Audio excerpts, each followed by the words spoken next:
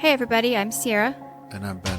And welcome back to The Unsolved Couple, where every week Ben and I recap one of the original gateway drugs into true crime. Unsolved mysteries.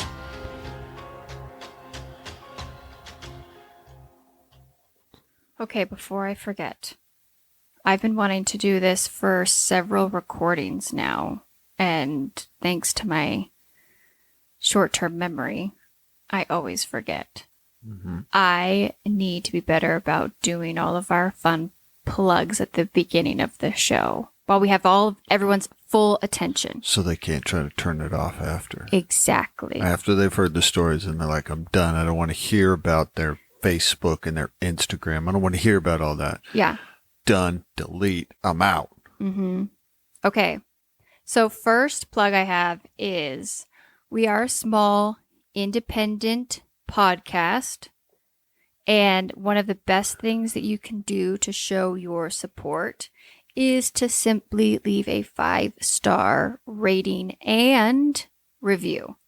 It goes a long way with us trying to kind of compete up against a lot of these big under the umbrella of a, what's the word I'm looking for? Are we competing against, or are we trying to take other podcasts? Are we trying to be like, There's enough podcast, I think, to go around. Everybody's got their own cup of tea, but we're going up against big branded podcasts that come on the scene that have a ton of production value behind it and people paying to kind of push it forward into your feed. But one way that like Spotify and Apple and YouTube all push our content for us organically is based on the amount of traffic and reviews that we have. We should start advertising it at the beginning. Major League Baseball games. Okay, well, yeah, we could do that someday. We could, yeah, which is crazy to me. This says a lot about, and we all have people that we love that are attorneys, but when we go to the Arizona Diamondback games, the amount of money that attorneys spend for like the most amount of advertising and the most expensive spots to sit, and they get to like throw the first, they're making too much money off of other people's problems. Yeah. So, and then the other plug before Ben distracts us again is to make sure to follow us on TikTok, Instagram, YouTube, and we have a Facebook discussion group where every week I post a Let's Talk About It based on the episode, where you can kind of share your thoughts or opinions on the episode or different theories, and we can kind of have a discussion, and it's a lot of fun for me. Because that's one of the reasons I wanted to do this, is so that I could talk about true crime and unsolved mysteries with people that actually want to be here doing that. What are you trying to say? What are you insinuating? I don't appreciate that insinuation. Okay. Is there topics? Is there discussions going on right now in the Yeah, it's. I mean, to be honest, whoa, what was that? I don't know. It's slow right now. Our little Facebook group only has like 40 something members, and out of that, it's probably mostly my friends and family. But there's a few people on there that get on there every week after an episode and kind of share either personal experiences or theories or thoughts or different things like that. So I would like to see more people over there to talk about it, because everyone listens to podcasts and then wants to be a part of the conversation taking place. Because I can guarantee you we get a lot of things wrong. If anyone heard that, our kids are slamming doors in the house. Yeah, well, they got the window open and it's like slamming doors. Yeah.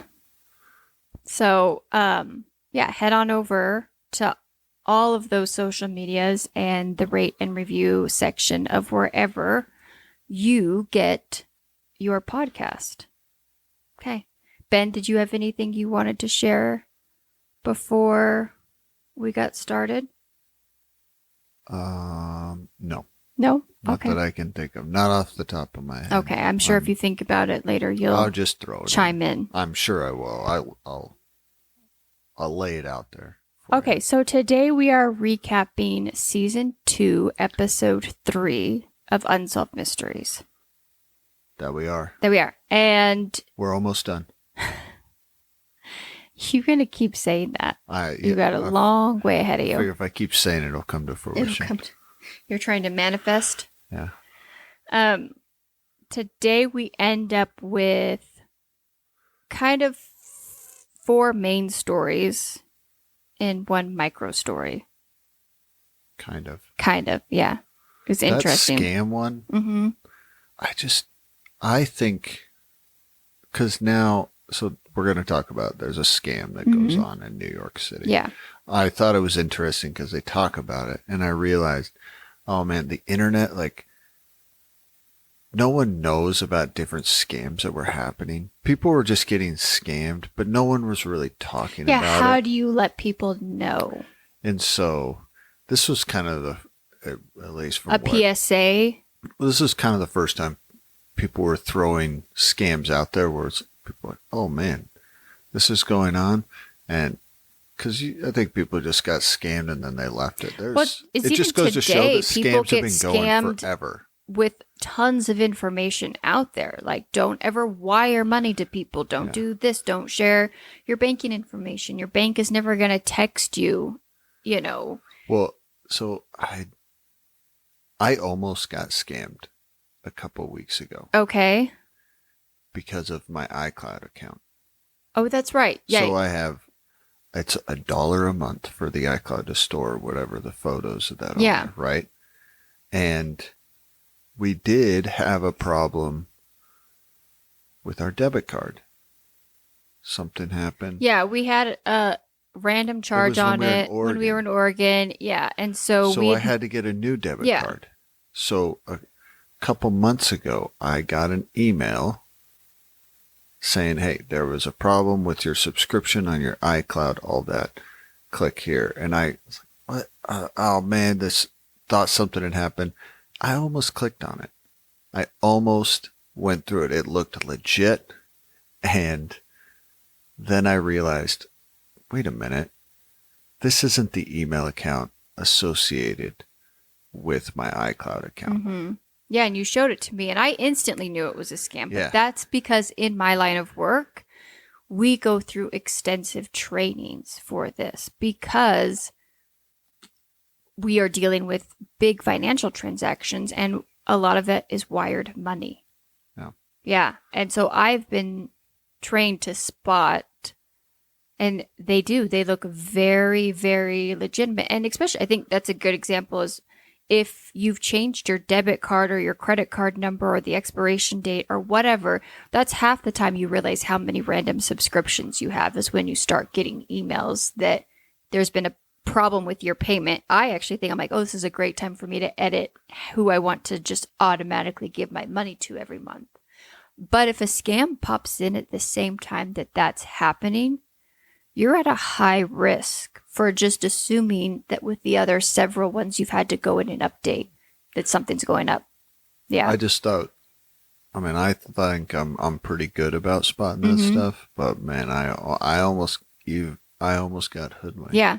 Yeah. So we'll talk about a scam in a little while. First, I'm going to share the story of Kay Hall. On the night of September 30th, 1987, a pickup was discovered on the side of a Virginia back road. The engine was running, keys are in the ignition, and the transmission was in park. Those are critical things to pay attention to. Did they say the doors were locked too? No. No, okay. When the passenger got out of their vehicle, they discovered that so another car pulls up. They discover a woman under one of the tires. She happened to also be the owner, a 45-year-old woman named Kay Hall. She had been crushed to death. Authorities believed that her killer backed up over her body with the rear left tire. And one of the other reasons, too, that they believed that this was not an accident was the brakes had been applied. Yeah. Okay? Because they said that there were screech marks. Mm-hmm. So a high rate of speed, and then the brakes were applied. Yeah. And I will say, at first I was confused why anyone would question whether this was an accident. But we're going to go to find on later that Kay was under the influence. She was heavily intoxicated. There has been several incidences, unfortunately, of impaired female drivers who have gotten out of their car and we have to squat down to use the bathroom. And typically, if you are intoxicated, you're also dizzy, who forget to put their car into park. And they lean against the side of their vehicle to use the bathroom and fall and get ran over. Well, for sure. I have actually done it where I've pulled up to somewhere, and you were not under the influence. No, not under the influence. But this has happened to me once or twice. Pull up somewhere, I'm on a hill or something. Yeah. And you have to get out of your vehicle quickly or something? The reason is I apply the brakes. But if you're on a hill, so if you're on a hill and you're in drive, the car will just kind of stay there. Yeah. In that spot. And I did this one time. I was doing something in my truck, doing all this stuff, whatever. And then I went to go get out, step out, and turn the truck off. Well, if you turn your car off and it's still in drive, guess what it does? It's going to start rolling backwards. It practically acts like it's in neutral, and it starts rolling. Yeah. So at first I was like, how did anyone even consider for a minute that this was an accident? But unfortunately, cases like this have happened before. And I think too, once they realized she was intoxicated, you have to decide if that's a possibility. Yeah. However, because of the fact that the car was in park and that the brakes had been applied post being ran over, this had to have been done by a secondary person. It clearly was homicide. So after the preliminary investigation, immediately, Kay's husband, Bob, gets cited in as the killer. They believe he had a motive for wanting her dead, as he stood to collect part of a $50,000 inheritance that she had just received that same day. The day she's murdered. Mm-hmm. Also, he has no alibi for the time frame that she was killed. However, he insists that this is incorrect and that the investigation has basically gotten tunnel vision, only focusing on him.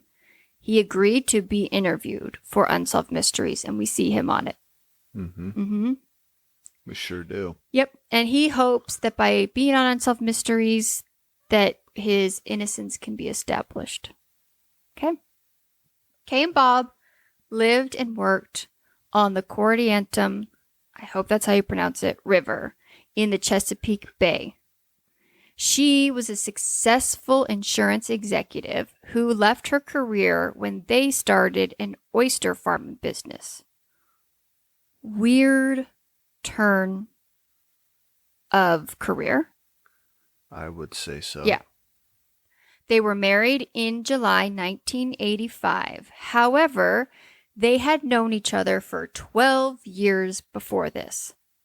They had become close when Bob was arrested for drug charges, and she started to write to him while he was in jail and began dating after they were released after he was released in January 1982. So this was the preemptive story to Love After Lockup. I'm just saying, ladies, you can do better. Every single one of you. There should not be a show called Love After Lockup. We should not need to have this conversation. Every single one of you, I don't care who you are, you can do better than a dude that is sitting in a jail cell. Mm-hmm. Yeah. And every time we've watched any episode of Love After Lockup, what is always the number one question the woman asks herself before this person gets released? Are they doing this for... Yeah, we've only seen a couple episodes. And don't get me wrong. People, they go to prison, they get out, they clean up their lives. You meet someone that's part of their past, go. But I just don't understand this fascination of writing. I think we've talked about this. Yeah. Writing to people in prison.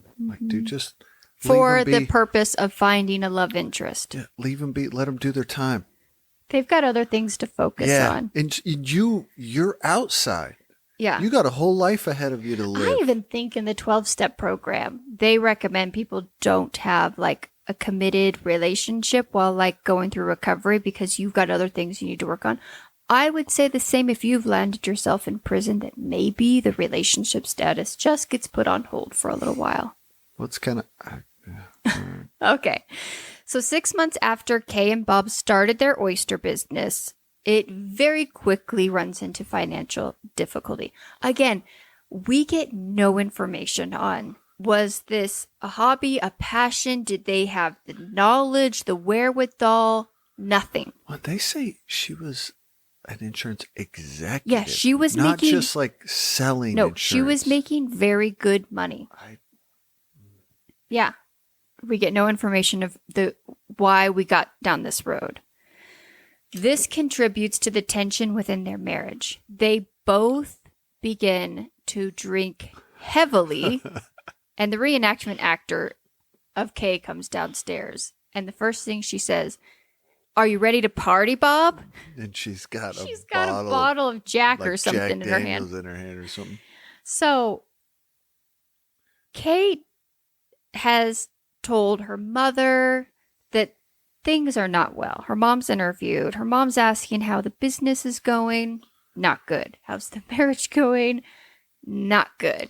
And according to her friends, they are fighting over even the smallest of issues and problems. What did you catch in the reenactment? They're fighting over which vehicle to take because they say, I don't know if it's true, but they can't drive the Jeep because Kay got a DWI in the Jeep. Yeah. So they wanted to take the truck. Yeah.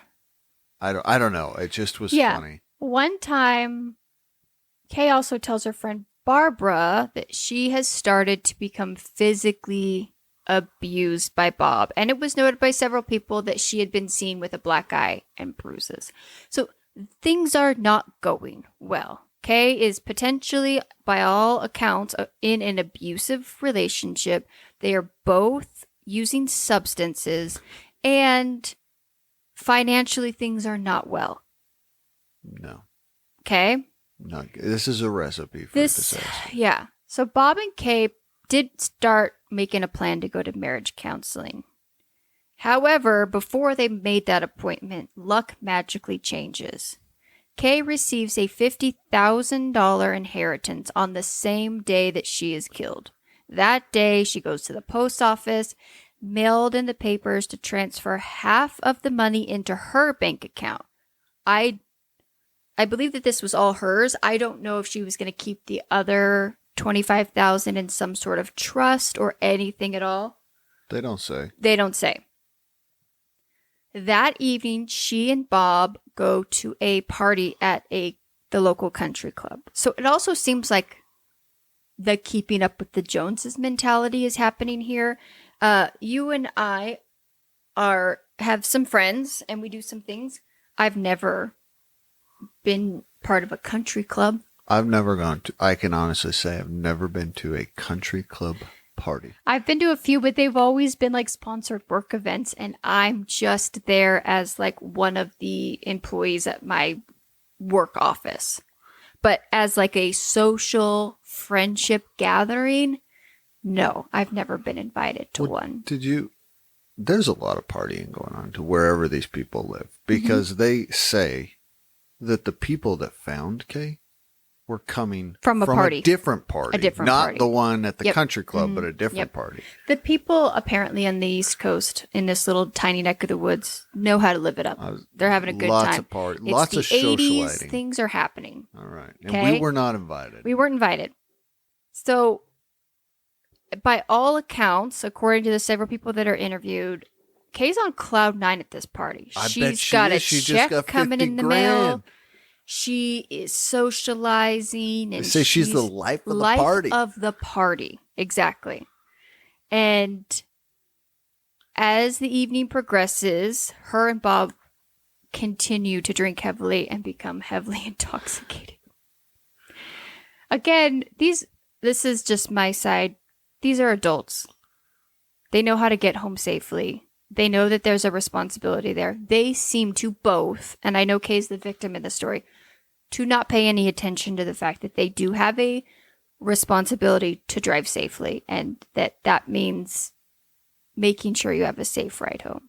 Now, I get there was no Uber back then, but side note, please drink responsibly. We're all adults. If you're going to drink, find a safe ride home. Also, side note, if you got problems in your marriage and your life, drinking ain't the solution. Usually that's not gonna make things any better. Exactly. So, shocking to no one, Kay begins to get intoxicated, and something happens that her and Bob, in front of everybody, get into. I'm going to sneeze. Hold on. Bless you. Sneezels.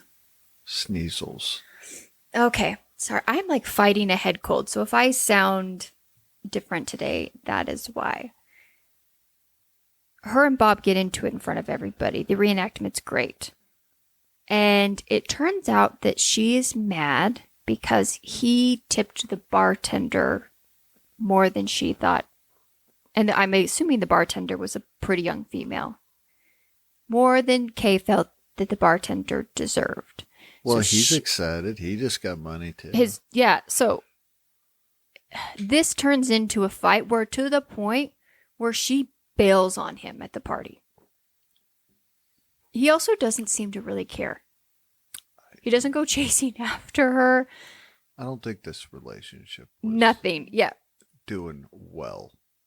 So she leaves, gets in the pickup truck, the one that is later found that she's underneath, and several minutes later, he finds some friends and they drive the 14 miles home to the country club. At approximately 9:55. Wait, home from the country club. Yeah, country club to home. So now both Kay is left several minutes later. He gets a ride home with some friends and is dropped off. It's a 14-mile drive. At approximately 9:55, Kay is discovered by the people leaving the other party. The other country club party. They checked for a pulse, couldn't find one, but they do say that she's just as warm as you and I are. Yeah. So they're believing that whatever had happened within moments of them coming across this scene. However, by the time paramedics arrive, it was too late. A little over 2 hours after leaving the party, she was pronounced dead. Authorities discovered that there was evidence of a scuffle inside her truck, suggesting that the killer fought to gain control over it. So I read in another thing, like she had fake nails on. Her fake nails had been like ripped off of her finger. So she fought hard. Yeah. The detective being interviewed, he doesn't reveal a lot. Yeah. But he makes it very clear something happened in that truck. However, though, her purse and any valuables are in the truck. So while this was an act of violence, it doesn't seem to have a motive as far as robbery. Yeah. Nothing is stolen, and there's also no evidence that there was a sexual assault done to her in any way, shape, or form. Which, as an investigator, makes you wonder, okay, who randomly would have come up across and just ran over a female for no other reason to do that? There has to be a motive here of some point. Then as the detective, you find out she just inherited $50,000 that day, and probably there's only a few people that know about it, aka exactly. The husband. Yeah. So an autopsy determines that she was highly intoxicated at the time of her death, something that we had speculated already. The evidence with the financial and marital problems leads to Bob becoming the number one suspect. He has no alibi for that 1 hour time period between the time he was dropped off. He was dropped off at his home at 8:45. Yeah. They finally, you know what? I'll give Unsolved Mysteries this. They did a really good job of actually telling the story, giving a timeline. They even showed a map. Yeah, which obviously this is not a visual, so I'm going to try to explain it the best that I can since I don't have the ability to show you a map. But he was dropped off at his house at 8:45. It's a 15-minute drive or so. So he must have left the country club around 8:30 that evening. All right. Then he places a phone call about an hour later at 9:47 from his home. So we also know that he's at his house. An hour later. During this time, though, he has no way to prove that he was just alibi. At home. Yeah. But the trick is, there's only a short period of window with the drive time that this could have happened. Okay, so shortly after 8 p.m., Kay leaves the country club. 8:45, Bob is dropped off at home. It's 15 miles away. 9:55, Kay is discovered 2 miles away from the country club, but in the opposite direction of the home. Of their house. Yeah. Leaving Bob within just about an hour to drive 14 miles to the site, locate her in the truck in the darkness, take her life, and drive back in time to make a phone call, making things fairly tight. Yeah, they say, because of the I don't know if you were getting into Yeah, I'm going to talk about that right now, yeah. So, and I always have a problem with this. There's been several big cases where reenactments try to happen that are used for evidence. I think, and I want to say even in the Murdaugh cases, they tried to do this too. When you're dealing with potentially, he might have been intoxicated and adrenaline and stuff like that, it's kind of hard to match those things, time of day, X, Y, or Z. But an investigator does drive the route, I think, just to see if it's even possible.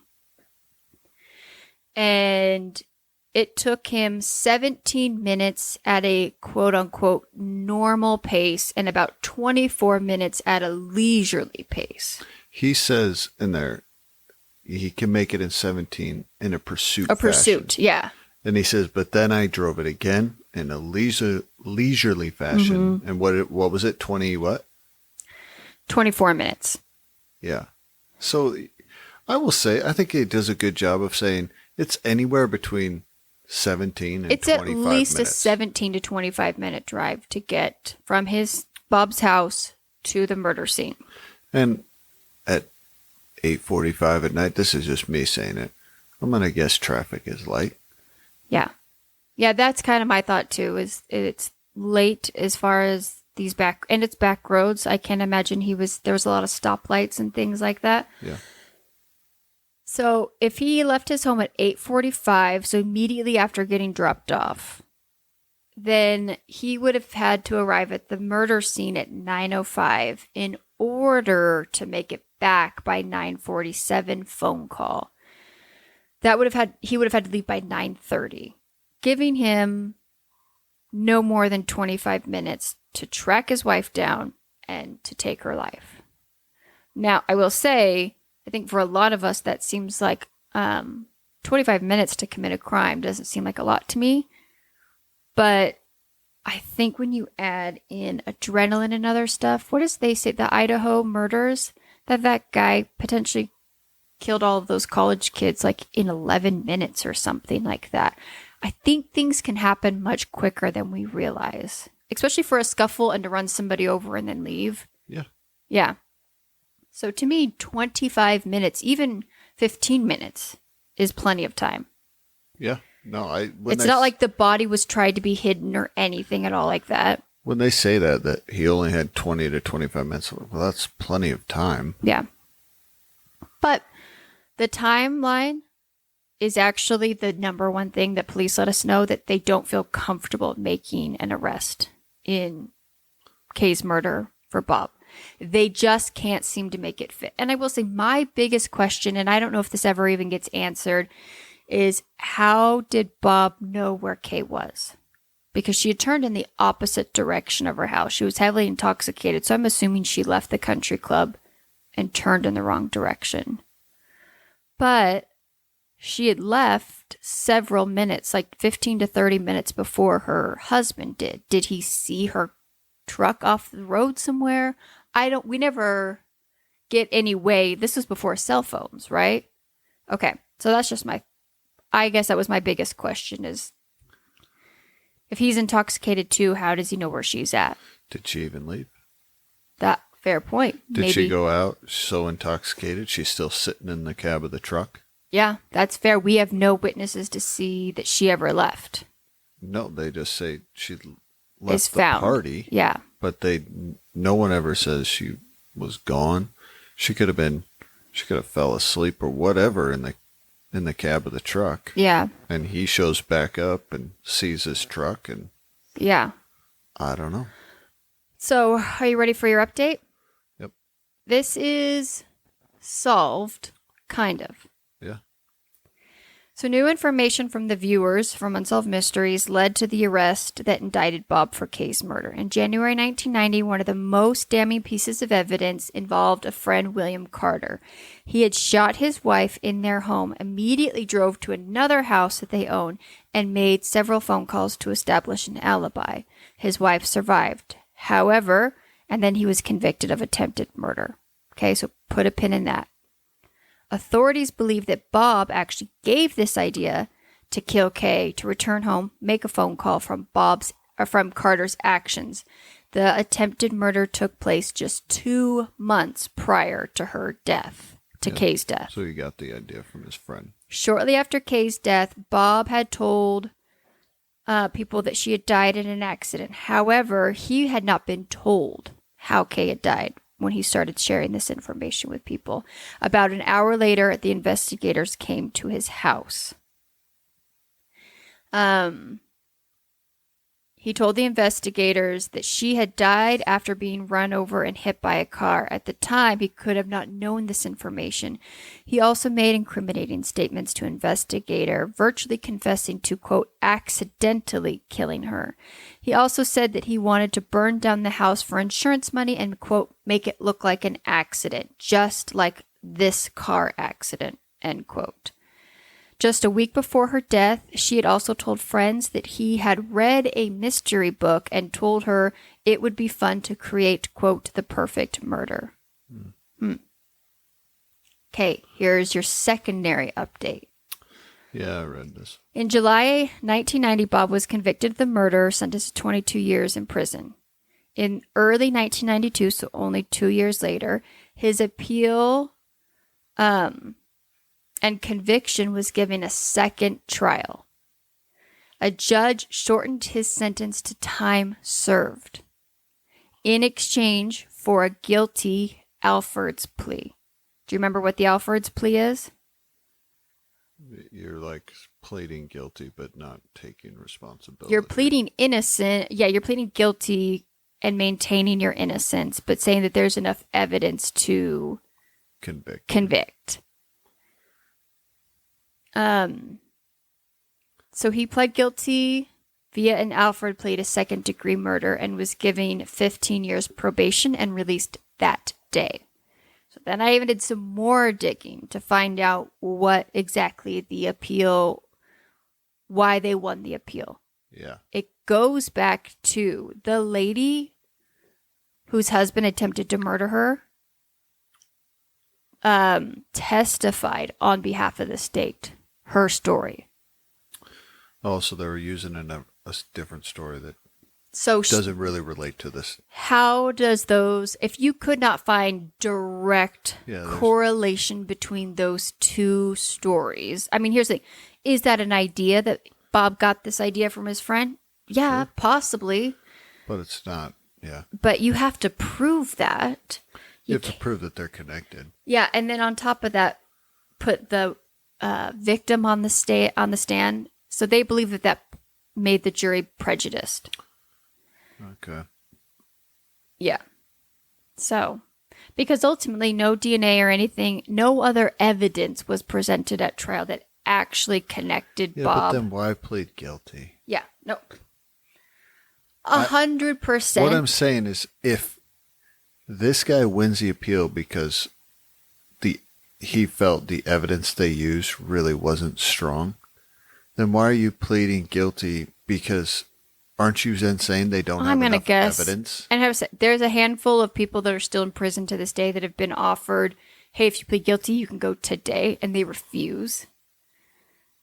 This guy seems kind of like the guy that's like, wait, you're telling me if I say, sure, yeah, I did it, I get to leave today and be done with this? If he's granted his appeal and he's getting another trial, yeah, why even, if you think that some of the evidence is thrown out and there's not enough, then why not go to trial and just get exonerated proclaim your altogether? innocence and get exonerated? I don't know. Honestly, to me, with the knowledge of the inheritance, I think you brought up a very valid point. How many people were aware of that? Not many. Not many. Day one. Yeah. Would there be no physical assault on her as far as, I guess, there was a physical, so there's a sexual assault or robbery? That leaves either this was just a random act of violence for the funsie that a guy came across a woman drunk in her car and got her to pull over. Yeah. I mean, 100% this husband was involved. Oh, yeah. I mean. And here's the other thing. Timelines, when everyone at this party was intoxicated. Yeah. I don't think you could take anyone's word for anything about what time they actually left or got Bob home or anything at all like that. I don't trust anybody at a country club party. That's not what I'm saying. I don't trust the country club party people. So that's it. That is the story of that. All right. So kind of this weird. I mean, it is solved. The guy pleaded guilty. I don't care if you can say whatever you want, dude. Yeah, still to this day, it seems like several articles I read, he's big about confessing his innocence. All right, real quick, I'm going to go over our coin scam. All right. Okay. Make it quick. I'm going to. Over the past 15 years in New York City, a highly organized coin scam has taken place, with thousands of citizens falling prey to it. A man named Jerry Diner, great name, by the way, was one of the victims. While taking a payphone call in Midtown. Payphones, for the people that don't know. Before cell phones. Before cell phones. Were public phones you popped a quarter in and you could make a phone call. Was one of the victims. While at a payphone in Midtown, he was approached by a man calling himself Joe, who appeared to be heavily intoxicated.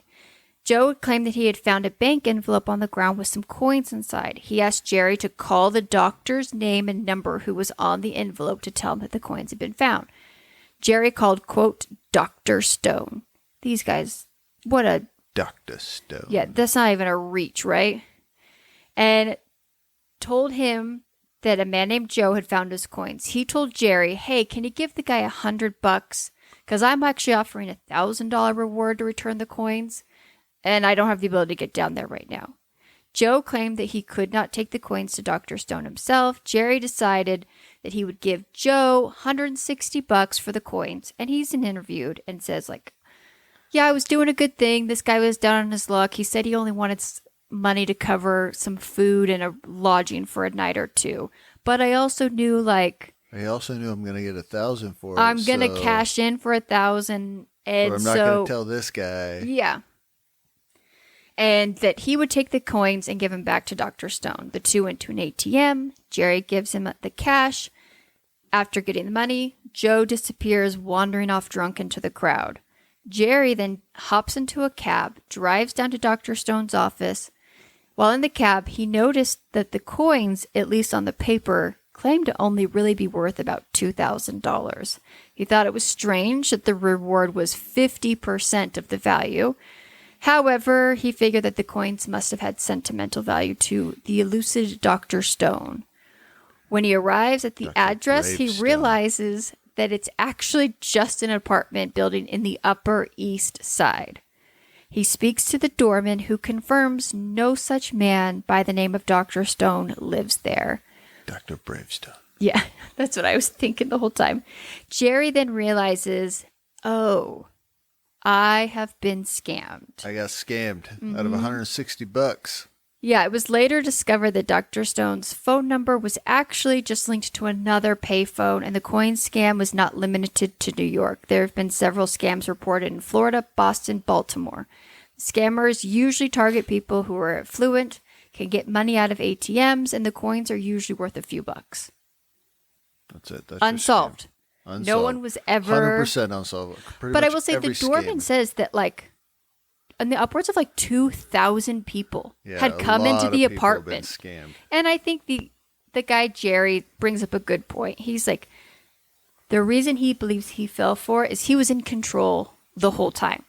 He didn't feel threatened. No, he could have told the guy pretending to be drunk to move on. He could have said, this isn't worth my time. He didn't have to actually do anything. He was not being forced into it. He didn't have to engage with this guy. Yeah.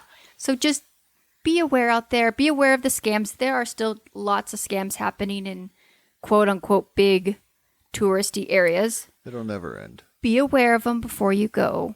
And, just be aware. All right, Ben, what do you got for us? All right, I got the story of Mabel Woods.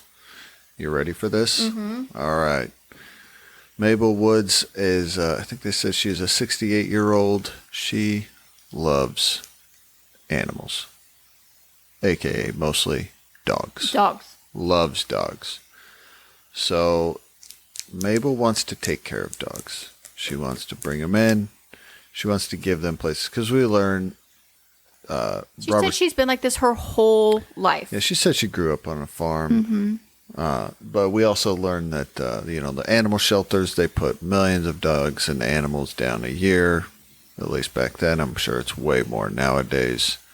And she doesn't like that, so she wants to find an opportunity to take care of them. And these sanctuaries still exist to this day, all kinds. Absolutely. Where they'll take animals in, they try to adopt them out.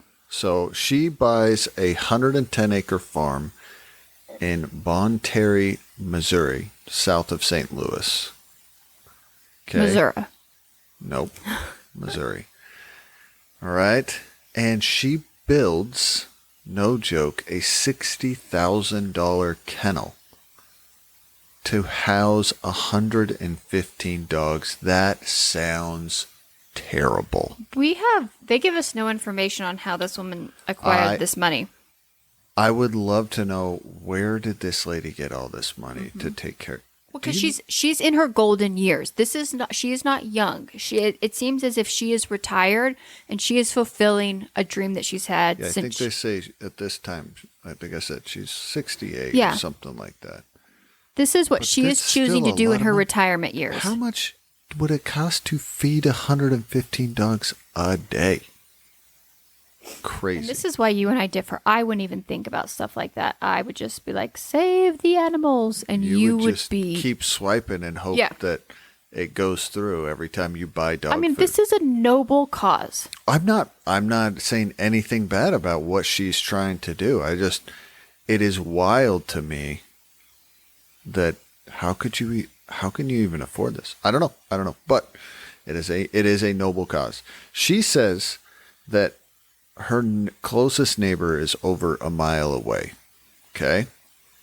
So she's there. She has built this. And at first she's taking care of all these dogs herself. It says it can house 115, but I don't know if she has 115 there at the time. Yeah, I think she at one point had up to 60. Yes, we're going to find out. She had 60 at one time, but she keeps taking in these strays and just trying to take care of. She pretty much says she wishes she could take them all, but she can't, obviously. Yeah, and her main objective first is to try to adopt them out to other families in the area, but she assures every dog that she takes in, if she is unable to find them a home, that they have a home on the farm. She lets them stay, and she takes care of them and loves them. So she's been there for 18 months, and on December 11th, 1986, she wakes up that morning, and it appears that 4 of her dogs have been shot. At first, she goes out, she sees that they're laying out there. She thought there was a fight, and they killed each other. Yeah, she thought some of the older, or the male dogs had gotten in together and had But after she looks, 2 of them were killed, 2 were injured. She was able to save one of them. And the dog that she saves looks like Lassie. Yeah. Beautiful dog. Yeah. And he had gotten shot right on his nose. Terrible. Yeah. So someone came in and shot 4 of these dogs just randomly. So. And how many acres does she have? 110. So she owns quite a bit of property. Yeah, absolutely. So reports that to the police. Unfortunately, they tell us it's a misdemeanor to kill an animal in the state of Missouri at the time. So it's a pretty low priority. I hate that. And there's not a lot of evidence to go off of. So, anyways, so she hires a man named Charlie Jacobs to help out around. Mm-hmm. Help take care of these dogs, and to kind of, she says, to be a night watchman. Yeah. He moves into like the guest house. Yeah, so he's living on the property. Yep. So nothing happens for 2 months. February 10th, 1987. Charlie says he's sitting in his kitchen, and around 1 a.m., he sees a glow, goes out, and the kennel is up in flames. Just not a little fire. No, it is completely engulfed. Mm-hmm. He sounds the alarm. He tries, but these dogs are trapped. There's 60 dogs in there. That's where we found out. She didn't have 115. She only had 60 at the time, or around that. He's only able to save one dog. Yeah, and this man telling the story of him trying to like get to the kennels to try to get the dogs out was gut-wrenching. Yeah. He's trying to do, he says he can hear yelping in there. It is just awful. So I was like, I had to stop watching this a couple of times and like take a break. Yeah, it is pretty terrible. Yeah. Let me just say, these are helpless animals. If you were a human that could set a place on fire and burn dogs to death, that makes you one of the most, you're an evil You're in the being. lowest life category. Yeah. Absolutely. And we find that out that it was started because the volunteer fire department comes out. I love a volunteer fire. So I grew up in a town where that's all we had was I didn't actually even know that was like not. I assumed that every volunteer firefighter was because even in our town there was an alarm sounded. This is how they used to do it. An alarm at the firehouse would go off, and anyone who was in the volunteer fire like brigade or whatever would hear it. So there wasn't a phone call, there wasn't a text message. Our town was so small that a sound would go off, and the men and women that were part of the volunteer department would drive to the firehouse, get the fire truck, and go out to the call. Save the day. Good for them. Yeah. That's pretty awesome. Yeah, so I guess they do tell us that the fire department had already been called before they discovered the fire, because the fire was burning so hot and there was so much smoke that it had set off fire alarms in houses around the area. Yeah. So that's how big that fire was. Anyways, they bring an investigator in, and he investigates it and pretty much finds out, this was started. It appears that an accelerant was used to start the fire. Okay? So then this is my favorite part. We get interviewed with the sheriff. Because now the investigators determined, yes, this wasn't an accident. And Mabel even says, this kennel is brand new. It's not, this shouldn't have just. She even said the wood was still green. Yeah. So that this was not an easy fire to start. But the sheriff, obviously in this small town, was also aware of the dogs that had been shot. Yeah. Yeah. So now that they've determined it was arson, they get the sheriffs involved. They come out. They start investigating. They find tire tracks about 150 yards from that. They make a mold of it, but that is literally That's all they have. That's the only thing they got to go off.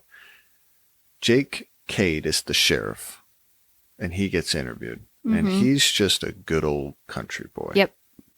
And this is his quote. He talks about, he goes, listen, we love our dogs out here.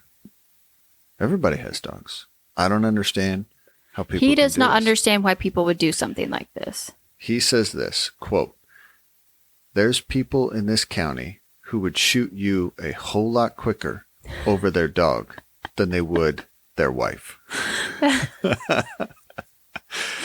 I thought that was a great quote. Yeah, there.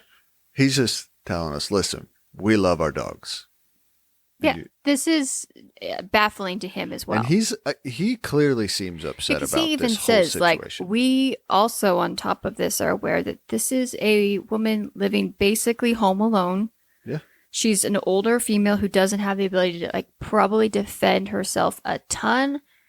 And we're going to keep an eye out on her. He says, we know about Mabel. Mm-hmm. We're keeping an eye on her. We're keeping an eye on her dogs. Yeah. And we're in this. Yeah. We're going to take care of her. So Mabel rebuilds her kennel, but she says that she builds it attached to her house. Yep.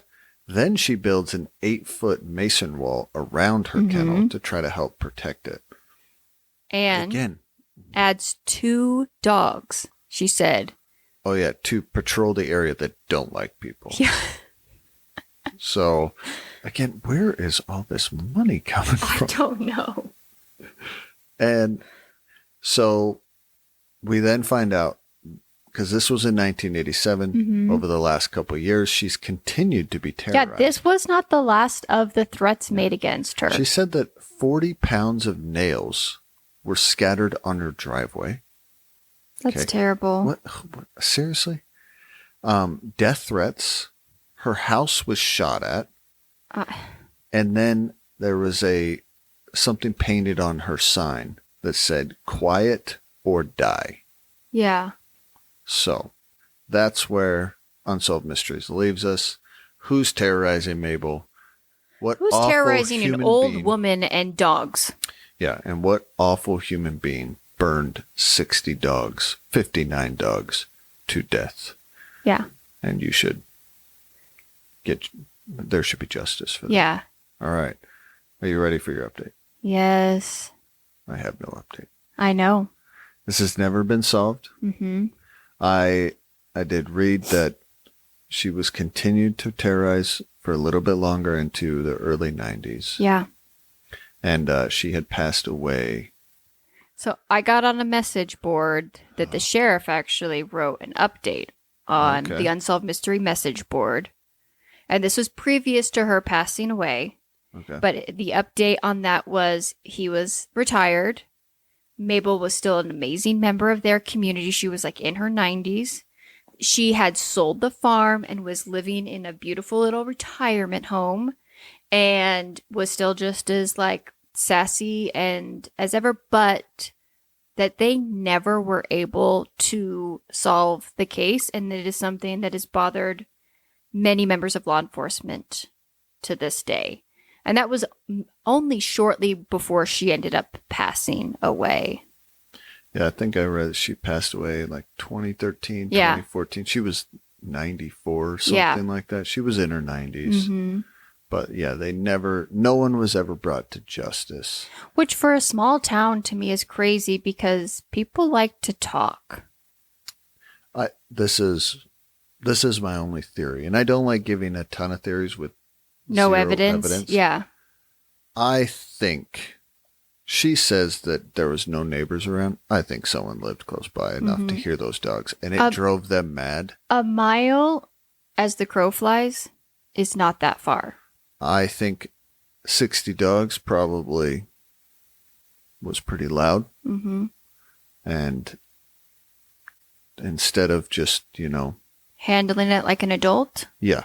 They turned to a horrible human being. And that's the number one theory on all of these boards. And I will say, to me, the sheriff obviously had to think about that. And I'm sure they did, and I'm sure it was looked at. But again, unless I guess they could identify that tire mark. Yeah. But tire mark, I mean, tires are tires. In probably a community of a handful of people that drive this same sort of similar truck. Yeah. Yeah. And you have zero other evidence. Yeah. So that was kind of the only other thought I had, because we've seen it before. She had recently purchased this farm. Did she either purchase it on an estate sale or like a tax sale? That leaves people get very jaded. You and I had a weird experience at our last house.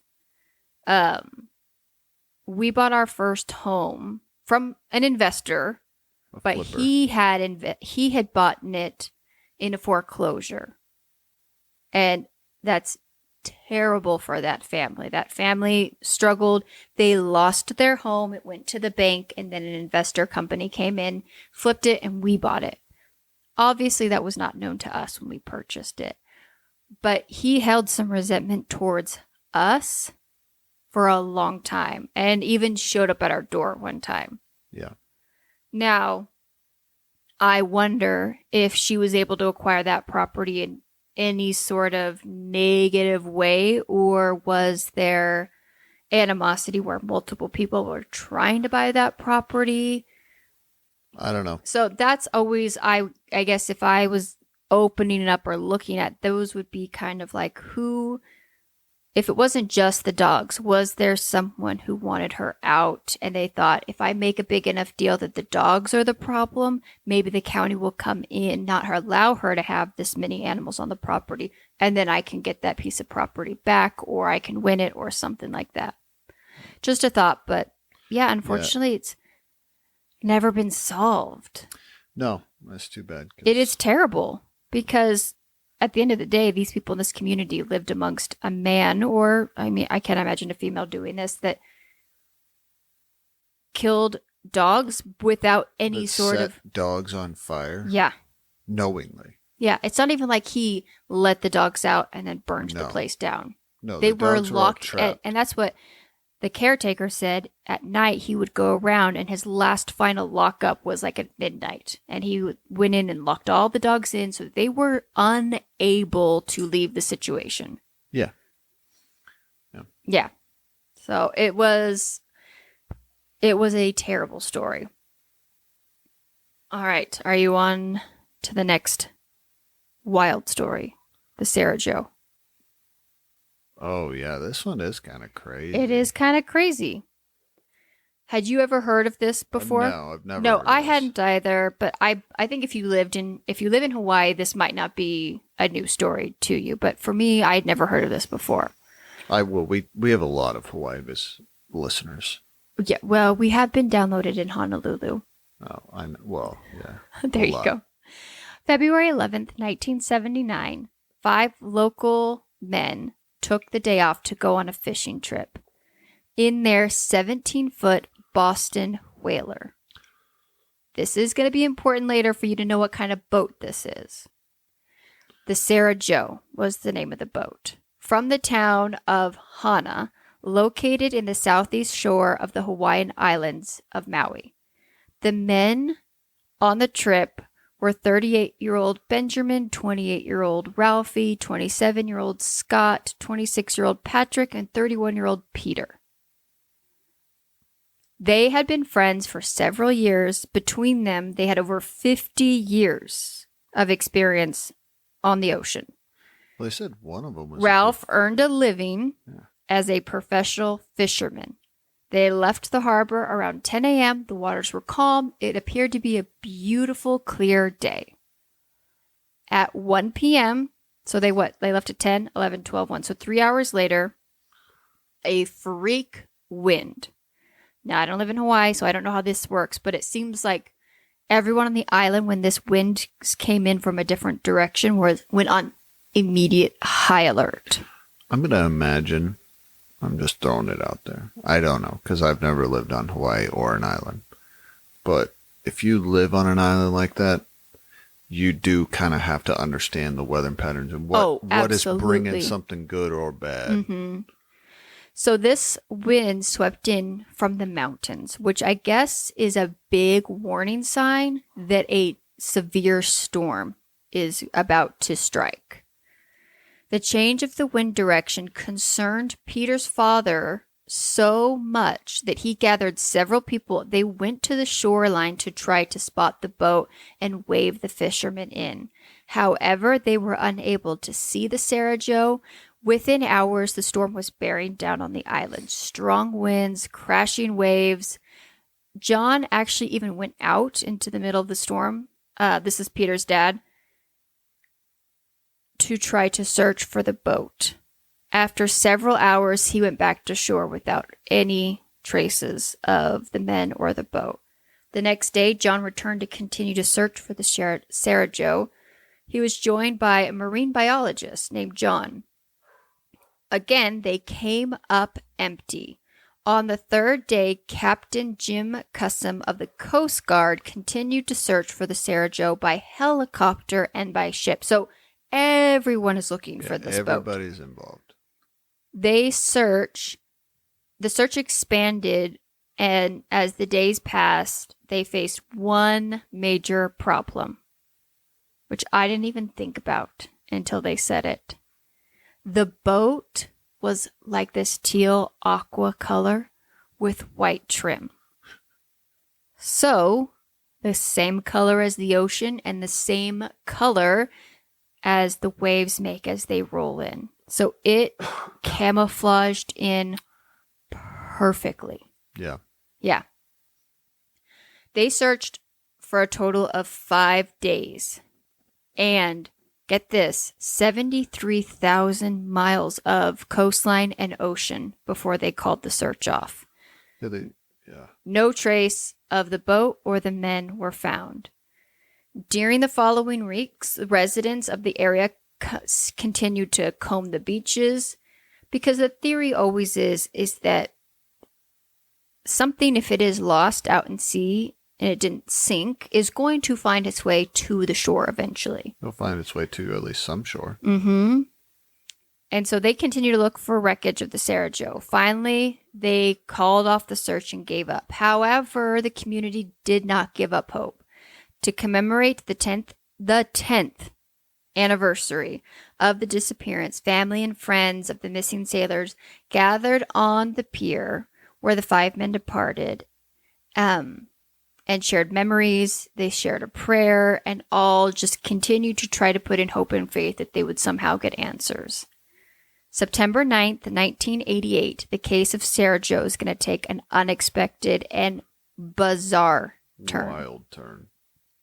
That day, John, who was the same man who had helped share his boat day 1, I guess the very first full day of search, he was the marine biologist that let them use his boat to go help with the search. When the father went to him. Yes. And asked because for he had his been help. out during the storm and asked him if he had seen anything. Yeah, he talked to that marine biologist. Mm-hmm. So John is on a wildlife expedition in the Marshall Islands, which goals to go there someday, 2,000 miles away, 2,000 miles west of Maui, near a deserted, they call it an atoll.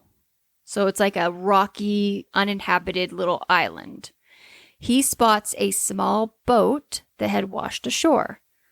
He and his crew land on the atoll to examine the wreckage. They could see some of the registration number, and the numbers had indicated that it was registered to the Hawaiian Islands. Approximately 60 yards from the wreckage, the crew discovers a makeshift grave that includes piles of coral rock and a crudely made wooden cross. They also discover a man's or human jawbone protruding out of the rocks. At the time, they were not certain if the gravesite was connected to the wreck boat and found no evidence that anyone else was on the island. They made notes and records of the registration number, but left everything undisturbed. Smart. I mean, what else can you do? Oh, smart. I mean, you've come across graves out in the desert, haven't you guys? Yeah, but Yeah, same thing. You don't. Yeah. They just get left, yeah. No, I mean, yeah, I've come across this old school gravesite in that one, but that's a legit one. Yeah. But then if we find any remains, we call remains. Yeah, but this was. Have you come across? Yeah, I mean, I guess old, because out in the desert where you work, this land has been inhabited for thousands of years. Pretty much all that stuff is marked. It's all known. It's all been noted and marked. Yeah. So the Coast Guard runs a check for the numbers and determines that the boat is in fact the Sarah Jo. Yeah. Crazy. Wild. After the wreckage was identified, the nearby gravestone or site is excavated, and partial human skeleton is uncovered. Dental records determine that it belongs to one of the 5 missing men, Scott. wild. What? This is wild. Yes. Just wild. Another strange clue surfaces when unusual pieces of paper are discovered buried inside the grave. They had been there deliberately. The papers were an unbound stack, about 3 to 4 inches big, alternated by slips of tinfoil between pages of paper. The Coast Guard has not been able to determine who placed these papers there or what purpose they served.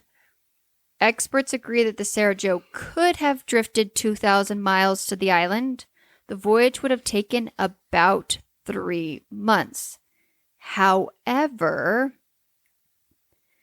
the U.S. government survey did like a survey of the islands in 1985 and found no traces of an abandoned wrecked boat. They did a survey of the Marshall Islands. Mm-hmm. In, you said 1985? Yep. So 6 years after that? So if this is true, where had the Sarah Jo been between 1979 when it disappeared and the 1985 survey? Many questions haunt the case of the Sarah Jo. Family and friends of the missing men hope that one day they will learn what happened to their loved ones. And that's where Unsolved Mysteries leaves us. Yep. Are you ready for your update? Yeah. I'm pretty sure I already know. It's technically unresolved. Yeah. Families of the missing men hired a private investigator to look into the case. He took a team to the area and discovered a handful of extra remains that had been scattered throughout the island of the same gentleman, Scott. They were within a range of the original grave. Divers also discovered that the boat's engine had been wedged underwater in a nearby coral area. Given the narrow channel between the reefs and the islands, it is unlikely that the boat could have reached the lagoon without human interference. The investigators theorized that Chinese or Asian descent fishermen found Scott's body and buried him. They further theorized that the fishermen did not report the incident because they were likely there fishing illegally. Robert, the brother of the missing crew member Ralph, thinks that Scott tied himself to the boat to weather the storm. He doubts that anyone from the Sarah Jo could have survived the storm and the 2,200-mile journey to the islands. Memorial plaques have been placed to commemorate the crew atoll in the Hannah Bay. The cryptic papers found in Scott's grave are part of an Asian burial ritual representing money or fortune in the next life, known as Joss papers or hell money or ghost money. Gold and silver foil, such as the ones seen inside the papers, represent money or good fortune for the dead to bring with them into the next life. So, from everything that I read, there is a theory that the 5 men got swept up in this storm. There was a guy on a reader board that I think on Reddit who owns the same sort of style of boat. It's a very common boat. And he said it has about a 2,200 capacity weight. And that is without the rotor, the motor attached to it. So he said when you add that and the 5 men and potentially a cooler full of food or beer and fishing equipment, the boat was likely heavily weighed down, which still would have allowed it to work, but it would have made it so that the boat was not far from the surface of the water, meaning that if a storm came in quickly, they likely could have filled up and capsized almost before they could react to it. And that it's possible that either a couple of them died in the storm or they got swept so far out and ran into problems and were unable to get back to shore and slowly died and were thrown overboard, and that the body that was buried was the last one on the boat and likely died in the boat and had been dead for quite a while before it showed up. And per the way that the body was handled with respect, and even kind of branching several cultures with the cross and the rock burial and the death money, shows that whoever likely found this obviously felt some sort of need and respect for a local fisherman or a lost soul. We know in Asian cultures that burial is a very big part, or the afterlife, and is very important to them. Likely took the time to care for this and bury it and give it some sort of proper rest, but did not report it because they weren't supposed to be there in the first place. Yeah. So. I know. I thought the same. Well, I didn't know about all that stuff. Yeah. I was like, there's no way they all lived to tell the tale. Mm-mm. And this guy either was dead in the boat and someone found him and out of respect buried him. Yeah. And left it to be, but... Yeah, I don't think that a few of them made it all the way to the islands over 2,000 miles with no food or water. Yeah. And then tried to make life on the island work or anything like that. So it's likely that whoever buried this came across a broken boat and a deceased person already. Yeah. Yeah. Which is sad. These men knew what they were doing. This was part of their life. Yes. They lived on an island. It was crazy. Yeah. I mean, they went out, they all took the day off from work to just gonna go on this impromptu fishing trip. I doubt they were planning on being out there for very long, but this storm came in. Again, the ocean is scary. You were unmatched when you were in the ocean. Sierra's fear here. Yeah. I will say that I did not put a lot of stake in this when they said that the islands had been surveyed in 1985 and they went there, because Robert Stack, so where were they these last 6 years? Listen, government employees in charge of surveying something, I'm going to guess they did all these islands are uninhabited? I'm just going to guess they didn't do a great search and they missed that boat. There's no way that boat was out there for 6 years, then found, then buried. Yeah. It had made its way there at some point before 1985. Yeah. I think it was just missed. Yeah. Yeah. 100%. Yeah. 99%. There you go. All right. You've got our final story for us. Yeah, I sure do. I guess this is one FBI alert.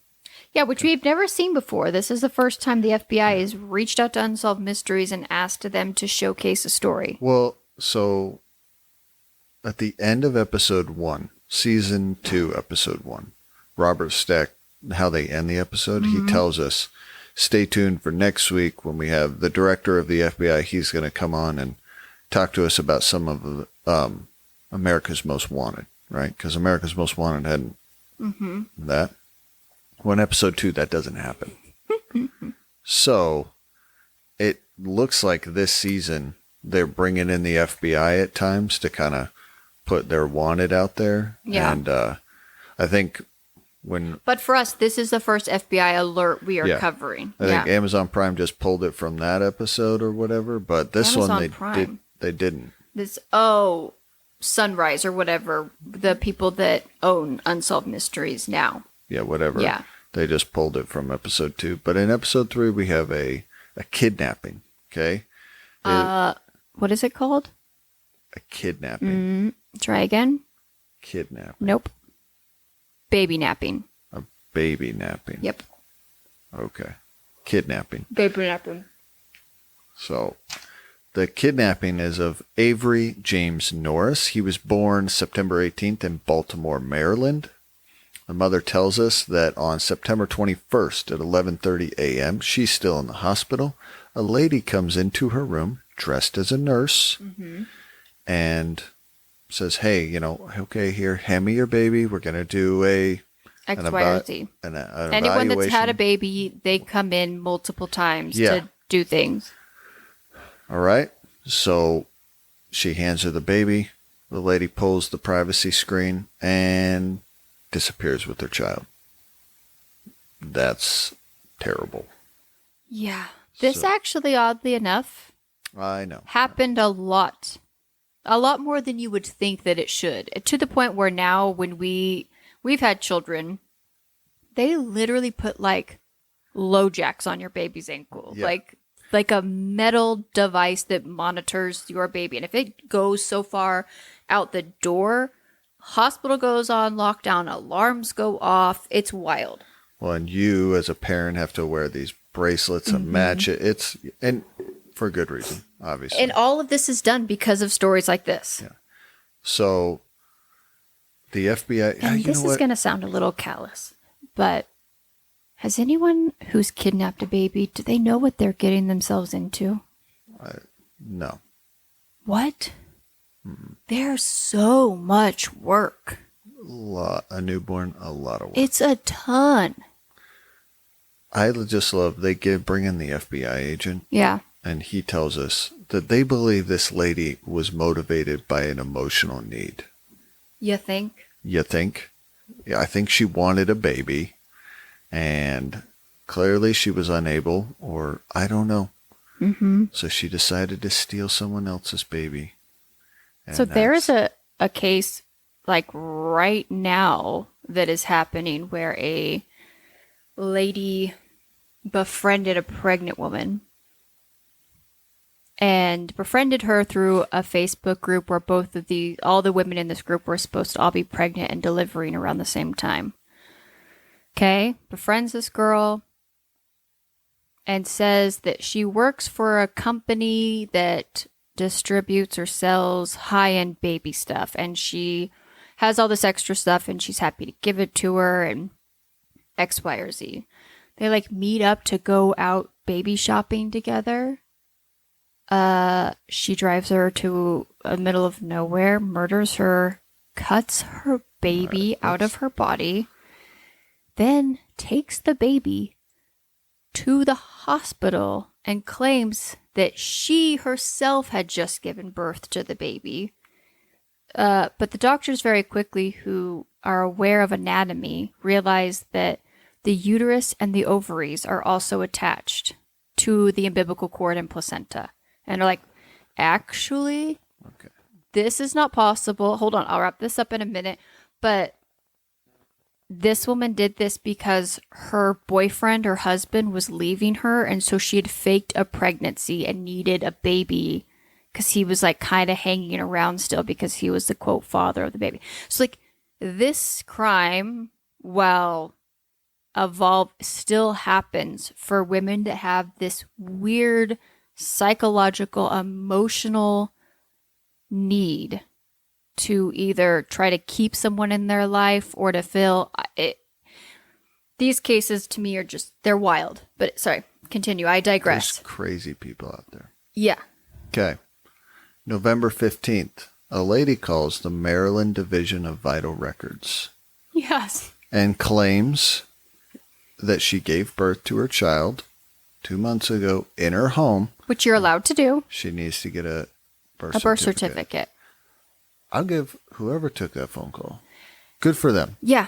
Because it probably could have been easy to just go through the motions and be like, sure, whatever. People give birth at home all the time. It's not a new thing. Yeah. And it does happen. So they got suspicious. They called the authorities. They look into it. And they do a DNA test. It's the first we hear of DNA here in Unsolved Mysteries. Yeah. And find out, guess what, lady? That ain't your child. That is Avery James Norris. Yeah. And the lady's name was Charlene Victoria Wilkinson. Okay? And on November 16th, literally a day later, the parents were reunited with their child. Can you imagine 2 months not later having your newborn child for 2 months? No, I would have been I would have been I would have been imagine. I cannot. So they do show video of the parents getting, and the mom and dad are just adorable. The baby is perfect, and thankfully the baby is only 2 this months lady old, though so he took won't the baby remember. from the hospital a few days old, and raised it as her own for almost 2 months. Yeah. So, anyways, this lady was convicted and did 30 years in 30 prison. years. Good. Yeah, she did a lot of time. Yeah. So. Did you find out any more information about her or anything at all? I Googled her to see if, what had happened, but she kind of has disappeared. There was a lot of articles about this case that she was convicted. She did a lot of time. Did it ever say why? No. I mean, she had we can speculate, but I think why. Yeah. I think we all know the why. Well, I'm just saying, like, this other case was because she had lied about being pregnant, which is actually a lot of the times people, if you tell people that you're pregnant, at some point you have to produce a baby. Yeah. Yeah. Yeah, that's how it works. Usually what happens when you tell people that. But yeah, so kidnap story, terrible, but good resolution, and the terrible person goes to prison, which they should, and parents get the Unsolved kid back. Mysteries is basically an agent with the FBI. They're co-agents. I tried to look up the kid too. Oh, yeah. There was an Avery James that played football in 2007 at a college, which would have put him about that age. Yeah. 19 years old or something like that. 2007, 2008. It was a small college. Yeah. But there's no way to figure out if it was the same. Avery James, not a rare name. It's pretty common. Yeah. So, but yeah, anyways. But also, can you imagine then growing up and finding out, like, at some point your parents having to sit you down and say, hey, you were kidnapped. You were baby napped from the hospital. And for 2 months, another woman raised you as her own. Yeah. And the only reason she got caught is because she was trying to get birth certificate. Makes me wonder if she was trying to leave the country with them, because we have family members that have done adoptions, and you cannot leave the country with a baby without documentation that that baby belongs to you.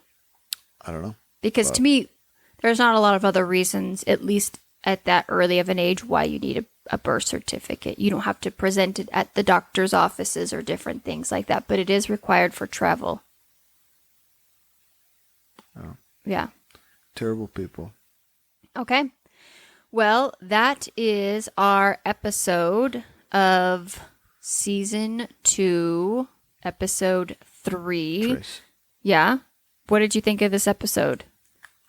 It was okay. Yeah. The boat story was wild.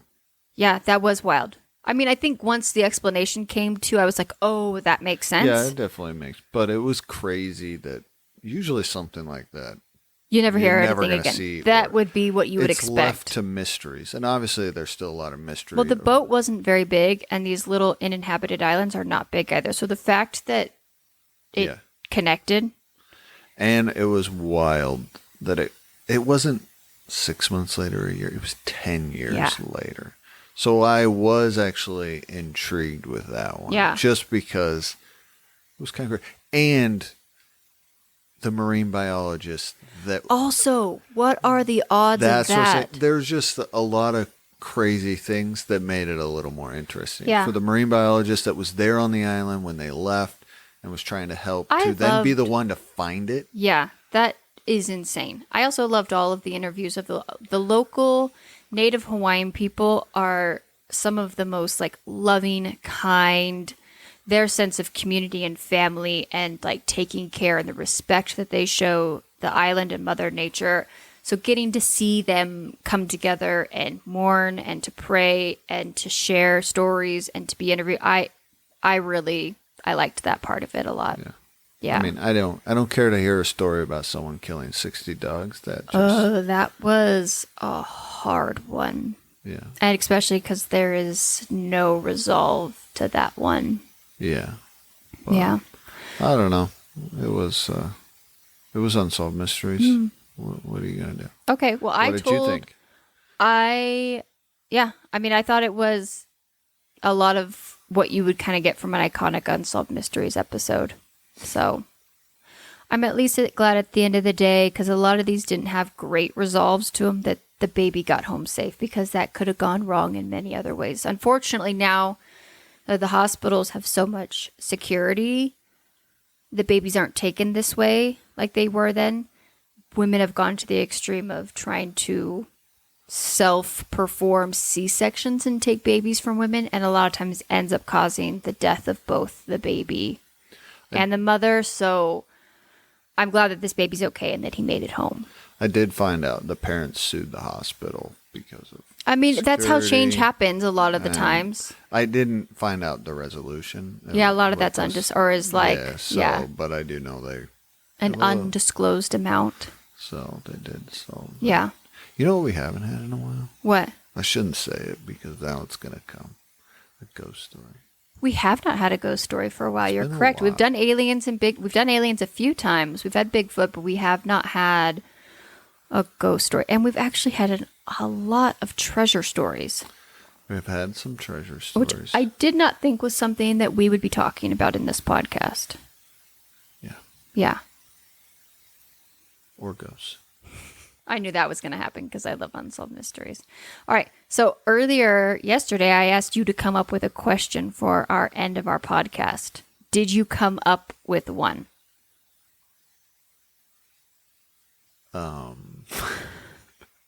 What do you think? I gave you like a significant amount of time to come prepared for this, and you are telling me that you do not have one.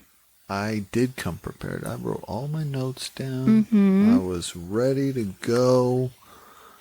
I was like, man, let's talk about it. Let's talk about this boat. Let's talk about this kidnapping. Let's talk about these dogs. Okay. And then the thing that your wife asked you to do, did you do that? Yes. I did. Okay, what is the question then?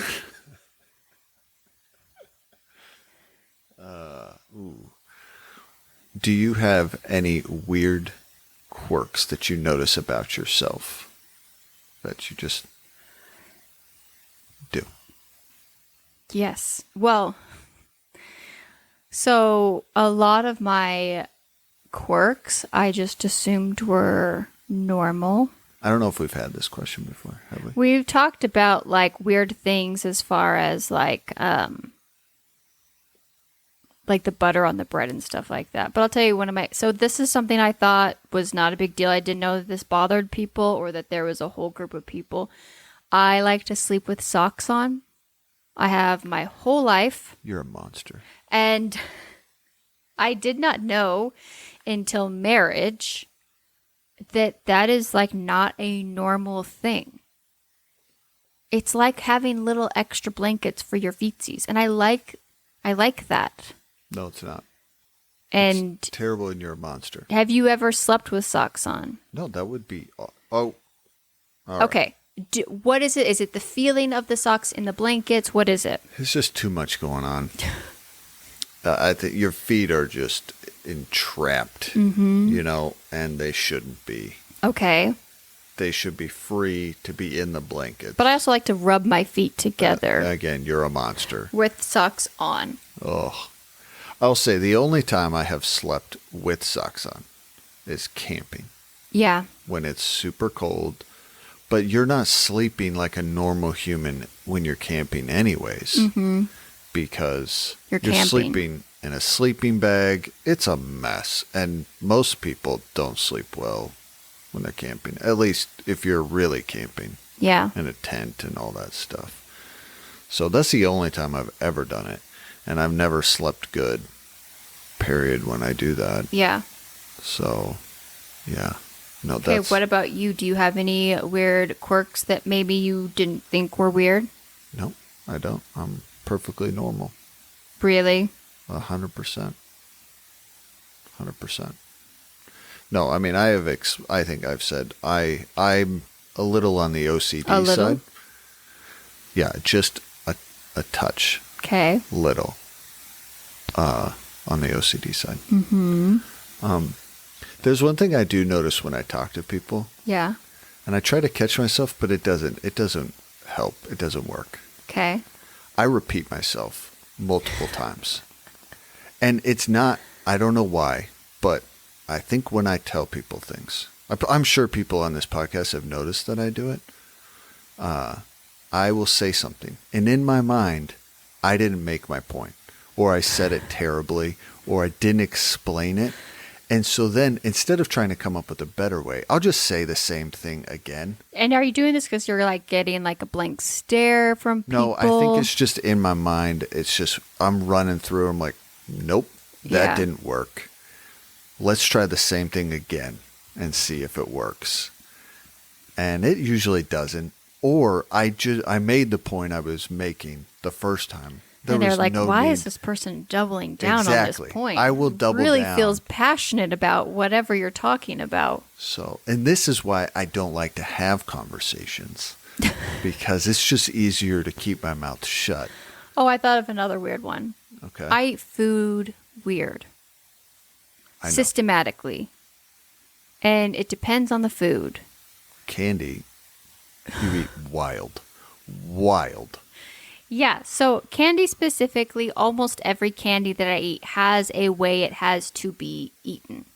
No. Peanut butter cups, I got to eat the edges, and then I got to peel the chocolate off. I like to break things down into layers. Little Debbie snacks, I have a way. Even I was struggling with the new Post Malone Oreos because I like to have the Oreo in half, lick the cream off, and then eat the cookie separate. But these Post Malone ones have different flavor. Anyways, it was a mess. You're supposed to eat it all together, which I did not care for. Yeah, that's what normal people do with all their food. Mm-hmm. They eat it.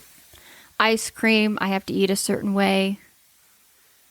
I like to eat it out of the carton, but I like it to be flat as I'm eating it. Yeah, I know. I know all these weird things. So that's probably, I have a lot of food, but I swear it makes food taste better when it's eaten a certain way.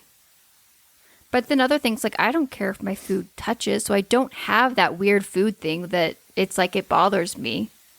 I have a friend, he swears by it, that the only way to eat street tacos is standing up. He says it's better. 100%. He will just... So if we went to a restaurant with your friend and we had a platter of street tacos... He wants to get the tall table.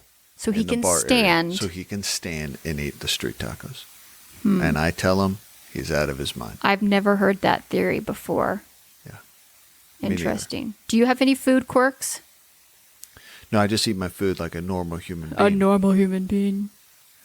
I don't care for straws. I like to drink my drinks. That is weird. You drink like a Neanderthal. No, I drink like a... No, we go everywhere, and you get a fountain soda, and you like to take the lid off and drink it. The only time I will put a lid and a straw in it is if I'm going in the car. Yeah. And it goes in my cup holder, and then I would drink out of a straw. I'm not against a straw at all. If I go to a place and I get a drink, I will not put a lid and a straw in it. I will drink it out of its thing like a normal human with my food. Always. I like a straw for everything. I know you do. I know. But I also think water tastes better in certain cups, so... Yeah, I know you do too. We could go on with these weird quirks. Are you saying that I have a lot of oddities about me? You know what? I think we all do. We all have these weird things we do. It's with food, clothes, speaking, whatever it is. I'm sure the list and I think we find connection in friendships and relationships through people that probably either think that our quirks make us better humans and they find them endearing and loving. And then when you're like, I don't know why, but that one person, I don't like them, and they're not bad. There's just I guarantee they have some quirk that is absurd to you to the point where it annoys you. You know what? This is my theory. Okay. I think a lot of times people don't like other people, and they say it's because of this or that. They've got this quirk or that quirk. I think it's because we're more like that person that Oh, there's some psychology I behind that think 100%. we actually dislike people that we see ourselves in. But not a lot of the not the times. things we appreciate about ourselves. It's probably the qualities that we know that we have that we are either not happy with or embarrassed or like 100%. whatever, and we see those reflected in somebody But else, and I it do- forces us to be our own mirror, and we're like, I can't be around that person. I just Yeah. Or you have superpower ADHD like I do, and the moment the room temperature changes, you're like, what happened? Who walked in? What's going on? And there's been many a times where, and you'll know certain people who I'm talking about, that everyone loves them. They think they're the best, they're the kindest, and there is something about them like, this person is not a nice person. Yeah. They're selfish, they are conceited, they are manipulating and using the people around them. And then sure enough, you start to see this person losing relationships over and over and over again. And you find out from all these people that are like, yeah, it took me a while, but I realized that this person was not nice. And you're like, yeah, I have the ability to like notice that from somebody immediately. Yeah. But I don't know. All right. Well, there's that. Yeah, make sure to check out all of our social medias. Leave us a 5-star review. And we will be back next week when Ben and I recap another episode of Unsolved Mysteries. Bye.